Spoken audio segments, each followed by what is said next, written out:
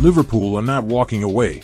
Despite having an opening bid of £110 million turned down by Newcastle United, the Merseyside club remain keen on securing the services of Alexander Isak.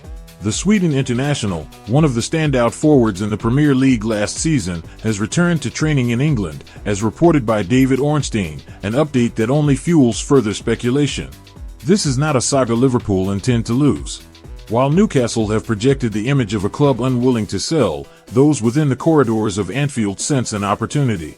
Isak's quality is not in question. He blends power, precision and composure with a striker's instinct that is increasingly hard to find at the highest level.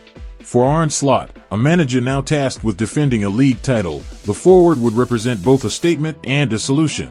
Newcastle are understandably wary of optics. Selling one of their best players to a direct rival, particularly so early in their own project under Eddie Howe, risks backlash unless the fee is undeniably substantial.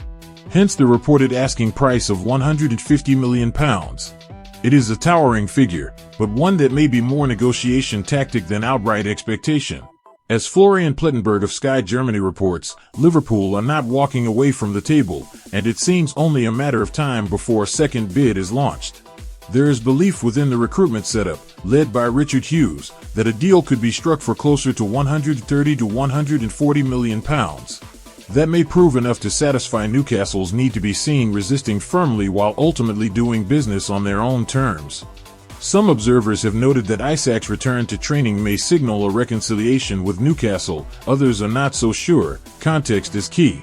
Newcastle have already made moves for a replacement, showing firm interest in RB Leipzig's Benjamin Sesko. That interest suggests planning, not panic. A new number 9 would not arrive as backup, it would come as a strategic replacement. With that in mind, Isak's reappearance at the training ground could be less about commitment and more about practicality.